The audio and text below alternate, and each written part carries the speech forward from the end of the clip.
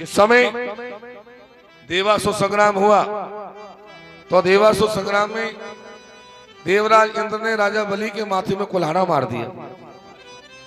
वो कुल्हाड़े के मारते ही राजा बलि मर गया।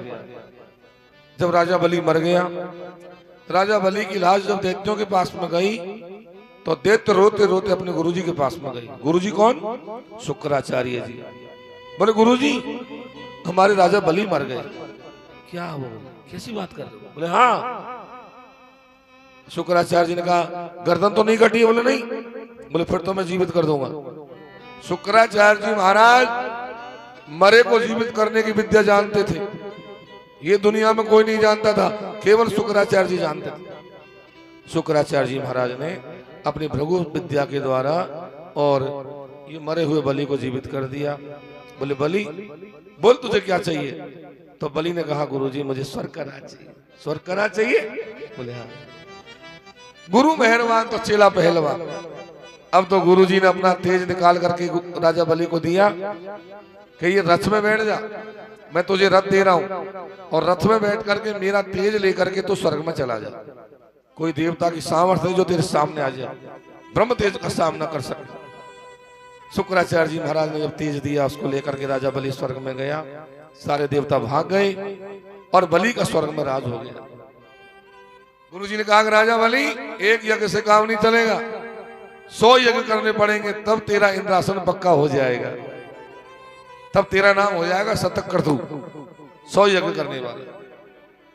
गुरुजी हर साल आके ये करवाते। 99 यज्ञ पूरे हो गए। 100वें यज्ञ का जब समय आया तो देवताओं की धड़कन ज्यादा बढ़ गई। देवता घबरा गए, अब क्या करें? यदि 100वां यज्ञ पूरा हो गया तो हमारा इंद्रासन हमेशा को चला जाएगा। तो देवताओं की मां का नाम है अदिति। क्या नाम है? अदिति। एक बार देवताओं की मां अदिति अपने पति कश्यप जी से बोली कि नाथ, मेरे देवता बेटा बहुत परेशान। देखो बच्चे यदि लाइन पर लग गए, संतान हमारी योग्य हो गई, तो माता पिता की आत्मा प्रसन्न रहती है। और संतान यदि योग्य नहीं है, बच्चे यदि लाइन पर नहीं है, तो माता पिता की आत्मा को भी शांति नहीं मिलती है। बच्चों की चिंता रहती, अरे क्या करें, हमारे तो बच्चों का धंधा नहीं है, बच्चों का ब्याह नहीं है, क्या करें, बहुत परेशान। दिन रात चिंता रहती है माता पिता, और पिता से ज्यादा माँ को रहती है। पिता से कई गुना ज्यादा माँ को रहती है साहब। माँ को तो भगवान ने कोई अलग ढंग से ही बनाया होगा। आज माँ अपने पति के सामने रोने लगी, अजी ये बताओ मेरे बेटा ऐसे ही परेशान रहेंगे क्या? बोले क्या बात है? बोले मेरे बेटे पर्वतों की कंदराओं में घूम रहे, कोई ऐसा व्रत बताओ जो मेरे एक ऐसा बेटा हो जाए जो हमारे बेटा देवताओं का स्वर्ग में राज करवा दे। कश्यप जी ने कहा देवी जी तुम्हारे बेटा तो ऐसा ही हो जाएगा, पर तुमको एक व्रत करना पड़ेगा। कौन सा व्रत है? बोले पयोव्रत। कौन सा व्रत है? पयोव्रत। ये पयोव्रत फागण के महीना में किया जाता है, फाल्गुन के महीने में 12 दिन का व्रत होता है। सारे नियम धर्म बताए, गाय के दूध में खीर बना के खाई जाती है, बस केवल थोड़ी सी भोग लगा के भगवान। अभी अदिति महारानी व्रत करने लग गई तो अदिति के गर्भ में भगवान आ गए। जब भगवान आ गए, भगवान जब गर्भ में आए तो आनंद होने लगा। 12 मासी फल हुए, 12 मासी सब आनंद हो गया। अब तो यहाँ भादों का महीना आ गया, शुक्ल पक्ष आ गया, 12 तिथि आ गई, श्रवण नक्षत्र आ गया और 12-1 बजे का समय आ गया। तब जाकर के अदिति महारानी के गर्भ से साक्षात वामन भगवान का अवतार हुआ। जिस समय वामन भगवान का अवतार हुआ, देवताओं ने दियों के बाद पुष्पों की वर्षा। बोले वामन भगवान की जय हो। वामन भगवान की केवल 52 अंगुल की मूर्ति है बस, लेकिन तपाए वो सोने के समान रंग है। ऐसे रूप को जब अदिति ने देखा, स्तुति गाई, यज्ञ स यज्ञ पुरुष अच्युत तीर्थ पाद, तीर्थ श्रवण मंगल नाम धेय, आपन्निलोक दजिनो पश्मो दयाद्य, सन्नक्रधीश भगवन्न सिद्धीनाथ। हे यज्ञों के पति, हे प्रजा के पति, हे धरा के पति, हे तीर्थों के पति, आपको मेरी बारंबार प्रणाम है। भगवान ने कहा माँ, आपने जिस भाव से मुझे याद किया मैं आ गया। अब चाहे मुझे कुछ भी करना पड़े, लेकिन मैं तुम्हारे पुत्र इंद्र का स्वर्ग में राज करवा करके आऊंगा। मुझे जाने दो माँ, मैं वचन देता हूं आपको। माँ को वचन दे करके भगवान वामन जब जाने लगे तो वामन भगवान को सब देवताओं ने आकाश में से देखा।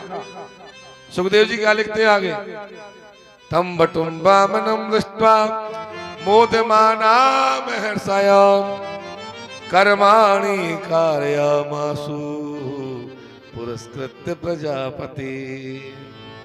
बटुक वामन को जब देखा देवताओं ने तो बटुक वामन के श्रृंगार किया देवताओं ने। कैसे श्रृंगार किया, इधर देखो क्या श्रृंगार किया। पृथ्वी ने ला करके खड़ाऊ पहना दिया वामन भगवान को, बृहस्पति ने मेखला पहना दी, ब्रह्मा जी ने कमंडल लाकर दे दिया वामन भगवान के हाथ में, इंद्र ने अक्षमाला गले में पहना दी, छत्ता ला करके दे दिया और सारा श्रृंगार वामन भगवान का हो गया। बोले भिक्षा मांग के लाओ, बोले कहां से, बोले अन्नपूर्णा से। अन्नपूर्णा से वामन भगवान भिक्षा मांग के लाए। बोले यह भिक्षा से काम नहीं चले, बोले कहां जाऊं, बोले वहां जाओ बलि के यहाँ। राजा बलि त्रिलोकी का राजा भृगु कच्छ तीर्थ में शुक्राचार्य जी को गुरु बना करके यज्ञ करने की तैयारी कर रहा, वहां जाओ। बोले ठीक है। अब वामन भगवान भृगु कच्छ तीर्थ में जा रहे हैं जहां बलि का यज्ञ होने वाला था। कहां होने वाला था, गुजरात में। सूरत से पहले स्टेशन आता है भरूच, आता है नहीं आता है, भरूच। तो ये भरूच जो शब्द है ये अपभ्रंश शब्द है।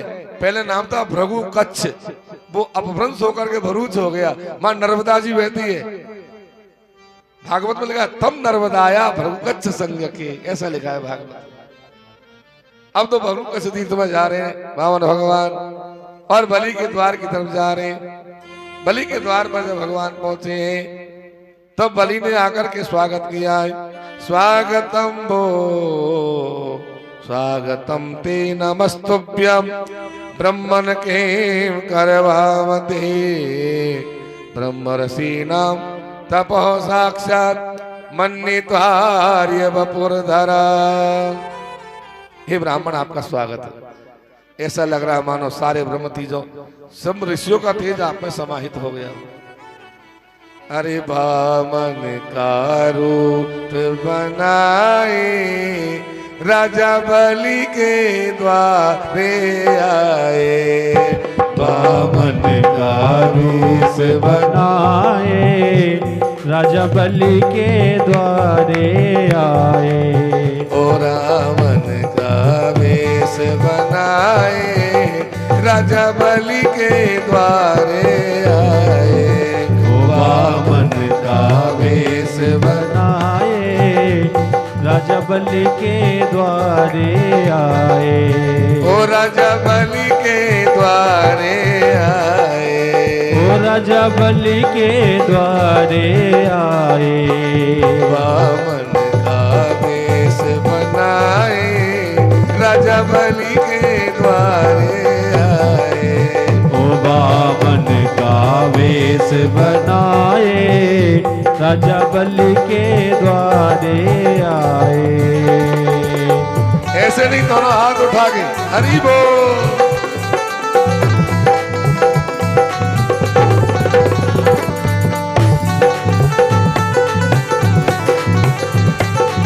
जय हो।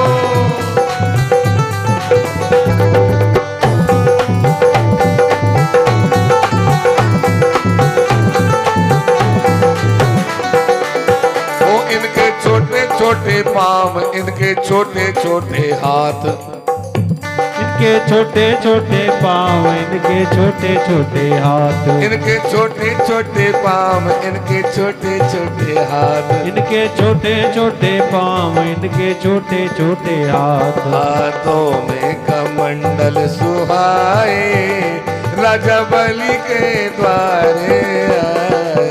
ओ वामन का रूप बनाए राजा बलि के द्वारे आए।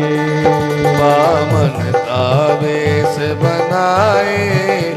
राजा बलि के द्वारे आए।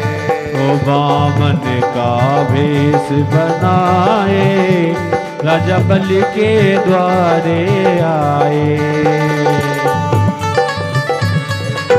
हरि बोल।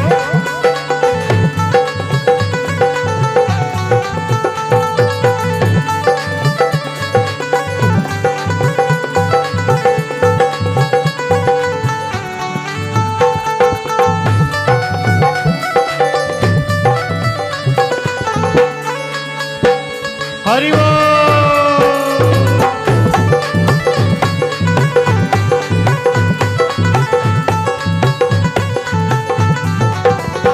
बामन का भेष बनाए राजा बलि के द्वारे आए। ओ बामन का भेष बनाए राजा बलि के द्वारे आए। ओ बामन बन गए श्री भगवान पधारे बलि राजा के द्वार। ओ बामन बन गए श्री भगवान पधारे बलि राजा के द्वार। बलि राजा के द्वार पधारे बलि राजा के द्वार। बलि राजा के द्वार पधारे बलि राजा के द्वार। ओ बामन बन गए श्री भगवान पधारे बलि राजा के द्वार। ओ बामन बन गए श्री भगवान पधारे बलि राजा के द्वार। हरि बोल। जय हो। हरि हरि।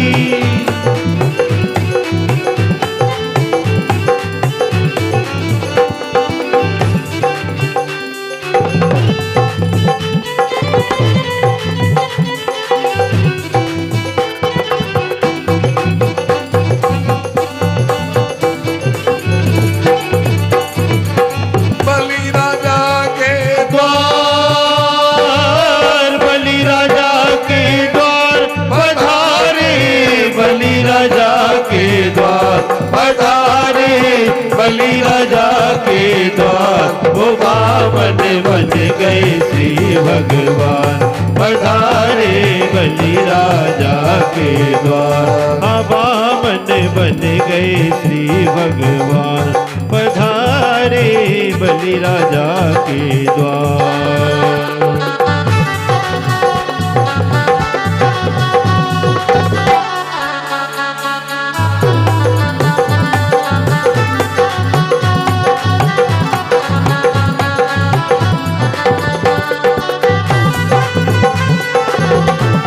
हरि बोल।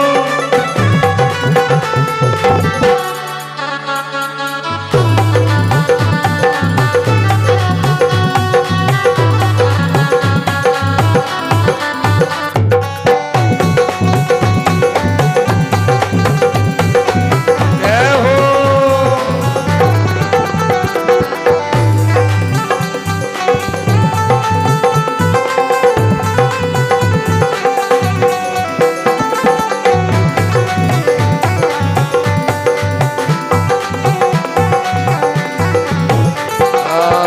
अरे बलि राजा के द्वार पे जाके बलि राजा के द्वार पे जाके बलि राजा के द्वार पे जाके बलि राजा के द्वार पे जाके भिक्षा मांगे झोली फैला के भिक्षा मांगे झोली फैला के इन पेंड पृथ्वी को मांगी बलि राजा के द्वार। हाँ तीन पेंड पृथ्वी को मांगी बलि राजा के द्वार। ओ बामन बन गई श्री भगवान पधारे बलि राजा के द्वार। ओ बामन बन गई श्री भगवान पधारे बलि राजा के द्वार। बलि राजा के द्वार पधारे बलि राजा के द्वार, बलि राजा के द्वार पधारे, बलि राजा के द्वार। ओ वामन बन गए श्री भगवान, पधारे बलि राजा के द्वार। ओ वामन बन गए श्री भगवान, पधारे बलि राजा के द्वार।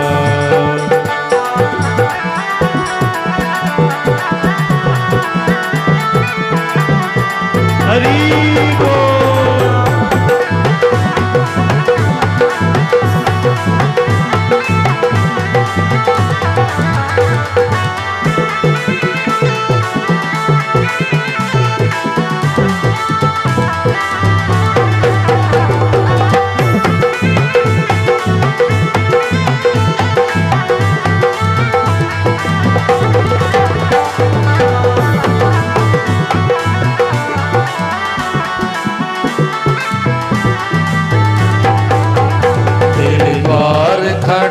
भगवान भगत भर दे रे जोली, हाँ भगत भर दे रे जोली। तेरे द्वार खड़ा भगवान भगत भर दे रे जोली, भगत भर दे रे जोली। ओ तेरा होगा बड़ा एहसान, तेरा होगा बड़ा जुग जुग तेरी रहेगी शान, भगत भर दे रे जोली, हाँ भगत भर दे रे जोली। तेरे द्वार खड़ा भगवान भगत भर दे रे जोली, भगत भर दे रे जोली। हरि बोल।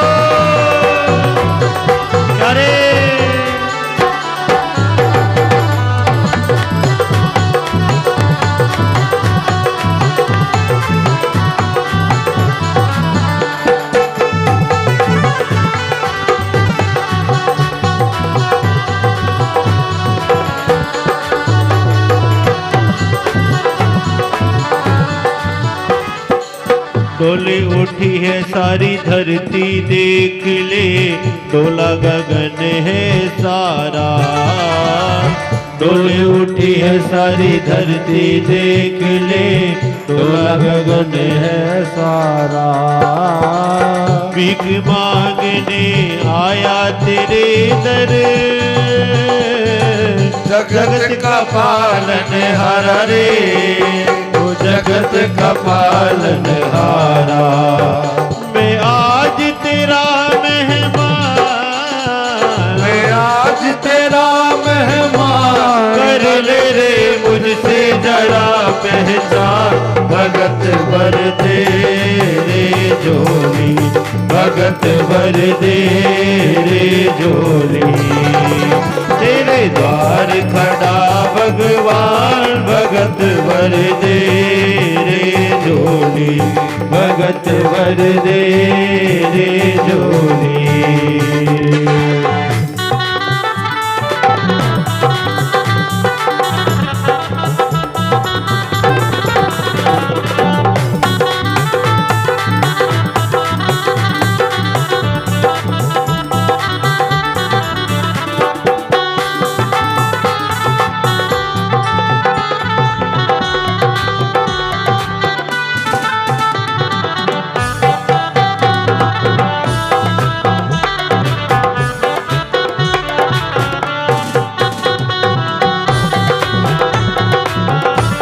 भगत भर दे रे जोली, भगत भर दे रे जोली, भगत भर दे रे जोली, भगत भर दे रे जोली।